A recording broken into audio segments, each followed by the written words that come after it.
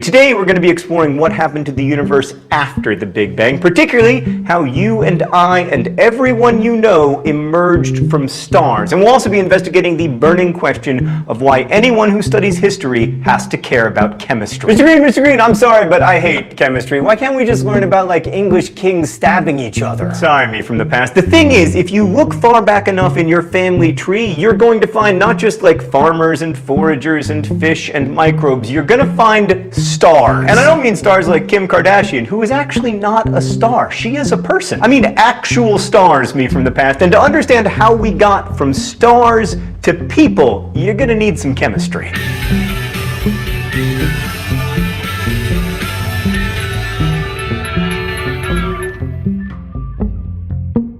So last episode we went from the very beginning of everything to the release of cosmic background radiation, and CBR is a major piece of evidence that the Big Bang happened. Studying it closely also tells us the age of the universe, and it allows us to see the minute variations in temperature and density of the early universe, and it turns out that those tiny differences are a really big deal. So when the universe inflated from much smaller than an atom to the size of a grapefruit in a split second, there were quantum fluctuations, tiny little blips on the unpredictable quantum scale, and they created those little variations that we see in cosmic background radiation. And as the universe continued to expand, I mean it is currently larger than a grapefruit, those variations in density were inflated to such a scale that gravity was able to take hold and start clumping together clouds of hydrogen and helium gas. So 380,000 years after the Big Bang, the universe was becoming an increasingly cold and increasingly boring place. Like, temperatures were no longer high enough to forge new elements, and if hydrogen and helium hadn't clumped together,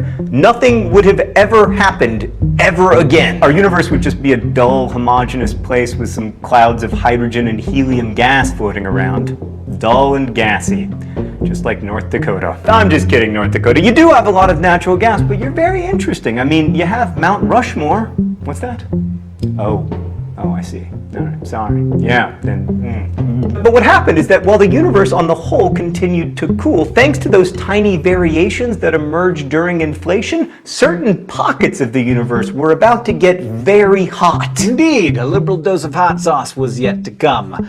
Hydrogen and helium, though, are light gases. They are the lightest two elements, so light that they require very little encouragement to escape the Earth's atmosphere. But while the explosive force of the Big Bang flings matter and energy apart, gravity has the ability to pull tiny pockets of the cosmos back together, provided it has some wrinkles in the universe to work with. As gravity sucked hydrogen and helium atoms together, enormous thick clouds began to form. While the expansion of the universe continued to increase the gaps between these clouds, the density of these pockets also increased.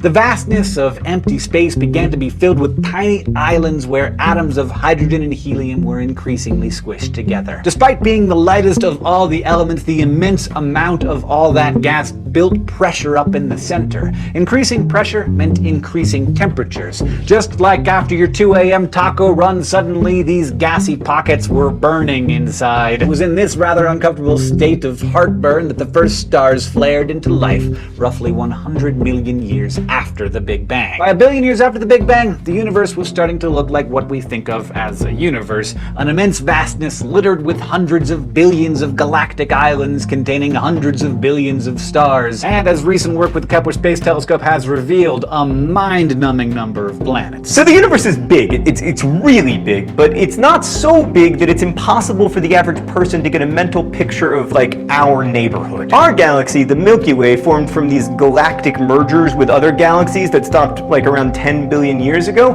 Our galaxy is about 100,000 light years across, which means that it takes, 100,000 years for light to get across it. And even if humans become, like, technologically capable of colonizing the galaxy in the next millions of years, our little galactic island is probably where we're gonna stay, just peeping out on the rest of the universe. So there are between 200 and 400 billion stars in the Milky Way, with huge distances between them. There hasn't been a merger between our galaxy and another for a long time, but our neighbor Andromeda, which has closer to 1 trillion stars, is actually set to collide with us in 3.75 billion years. But don't worry, this is isn't going to be like a car crash because the vast distances between stars make it very unlikely that stars will actually hit each other in such an event, although many new stars will form. Instead of a car crash, think of like a 3 billion year long tango of two graceful galactic dancers. This is going to totally mess up the constellations that we're familiar with now, but the good news is that by that time the sun will have wiped out life on Earth regardless, so we won't have to worry about it. And the even better news is that, let's face it, there's no way our species is making it until the sun wipes us out. As far as these galactic islands go, ours is a modest size. Like Malin 1 is a spiral galaxy like ours, but it's a whopping 680,000 light years across. And the giant elliptical galaxy, excitingly named M87 because astronomers are so good at naming things, is 980,000 light years across.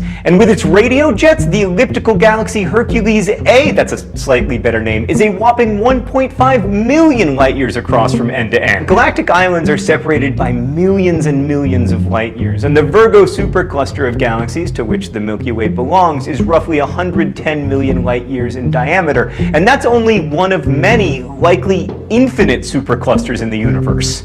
Wait, literally infinite?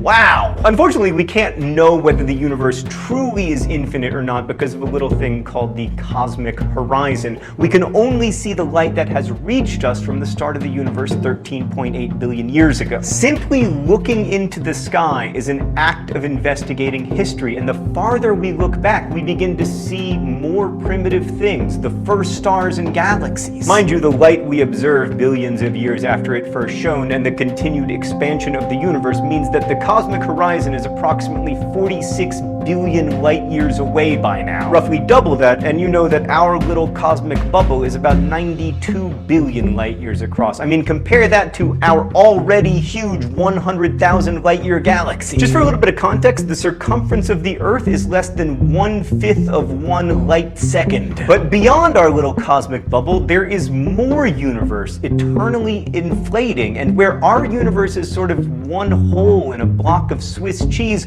other holes might exist in that block of cheese, multiple universes with laws of physics completely different from ours.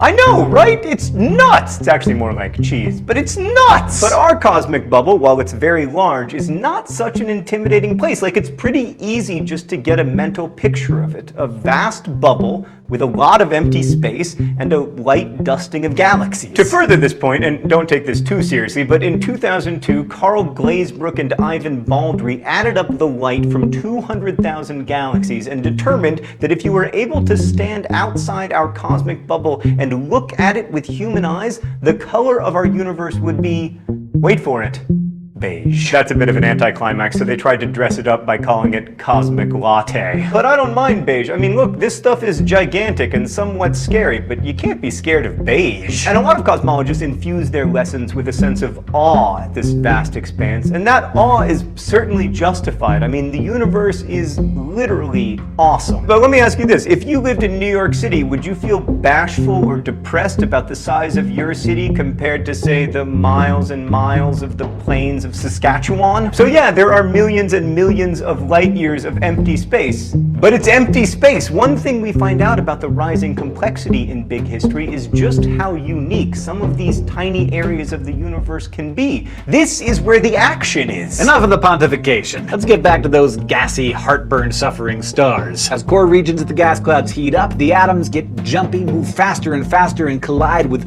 ever-increasing ferocity. Eventually, it's ferocious enough to overcome the electric repulsion between the atoms, they fuse, and the cloud officially becomes a star. Hydrogen atoms fuse into helium atoms at about 10 million degrees, releasing yet more energy. The sun is a massive hydrogen bomb in the sky, and the release of energy in just the right amounts is very good for us, provided we don't mess up the ozone layer too bad or spend too much time tanning on the beach. When it comes to stars, size matters. If an initial cloud is smaller than 8% of the size of our sun, it'll never form a star, maybe only a brown dwarf.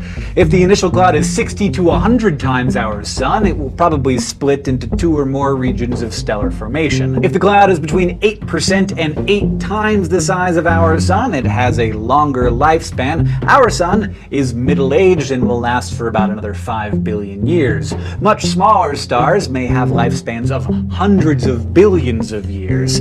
Large stars sometimes only live for a few hundred million years. As all stars run out of hydrogen and helium as fuel, the outer edges of the star swells up. Fusion of heavier elements occurs, requiring higher and higher temperatures, creating heavier and heavier elements, all the way up to iron. But elements heavier than iron can't be created in stars. There simply isn't enough energy to fuse those heavier nuclei together. So how is the rest of the periodic table formed? When giant stars, 8 to 60 times the size of our sun, exhaust their fuel, they collapse. This may last no longer than a second, but it will be followed by a huge explosion. These explosions shine with the energy of billions of stars, and combined with proton and neutron capture, supernovae are responsible for creating the heavier elements of the periodic table. Flinging out these elements, the rest of the cosmos is fertilized and nourished by the ashes of dead stars. Carl Sagan said it best: we are made of star stuff. And he really meant that. I mean, you see this globe, it was made in the belly of a star. You see your computer,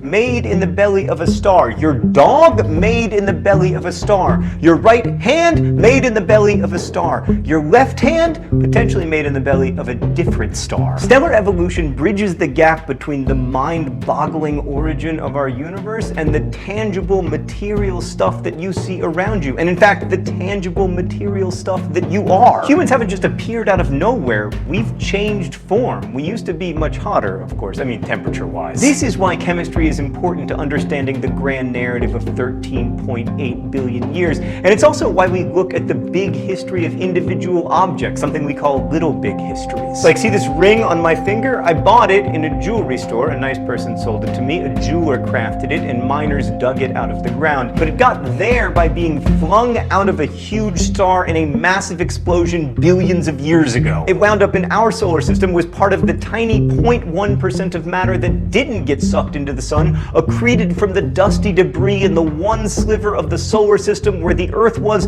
and because gold is an iron-loving element, it was more prone to sink to the center of the Earth, making it even more unlikely that it should be found on the Earth's crust. Rare and shiny things are valued by a lot of human social orders, and during the agrarian era, gold became a sign of social standing and wealth, and in marriage tradition, giving someone an expensive gift can be a sign of esteem. Hence, Sarah and I spent $450 on this, which we could have spent on an Xbox. Tiny wrinkles in the early universe had a major impact on one of the unifying themes of 13.8 billion years: rising complexity. Wrinkles created stars, stars created elements, and some of those elements came together to form life and, of course, us. Gradually, we see an increase in the number of connections and building blocks present in the universe. For instance, a star is comprised primarily of two elements, hydrogen and helium. But here's the thing. If there had been no wrinkles in the early universe, energy would have been evenly distributed across the cosmos.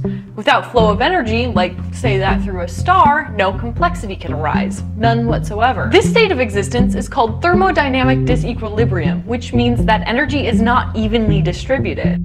A simple structure like a star is big, but it's just a large pile of the lightest elements and doesn't score very high in energy flow density. Your brain is 75,000 times more complex than a similar sized chunk of the sun. Its building blocks and nodes are way more intricate. Your brain has way more connections than there are stars in the galaxy. You wouldn't think a story that spans cosmology, geology, biology, and human history would have a unifying theme, but rising complexity is something that stretches across all 13.8 billion years. And it began with those tiny wrinkles in the early cosmos. So now, from the past, I hope you see why a basic understanding of chemistry is important to understanding our ancestry. I mean, stars are pretty much your great-great-great-great-great-great-great-great-great-great-great, etc. grandparents. And you wouldn't ignore your grandparents, would you? Mr. Green, no way. I mean, they're a big part of my plan to get a car for my 16th birthday. That's really touching me from the past. Also, I've got bad news for you. So in today's episode, we've learned that everything around us, everything that we can touch and feel and see, even us, is debris floating around enormous stars in the vacuum of space. We clump into specks, we change form, but we owe our entire existence to these burning, gassy balls that we see in the night sky. We may just be the ashes of dead stars, but those ashes hold the potential to arrange themselves in increasingly complex ways, from which the Earth and all it contains can arise. But more on that next time.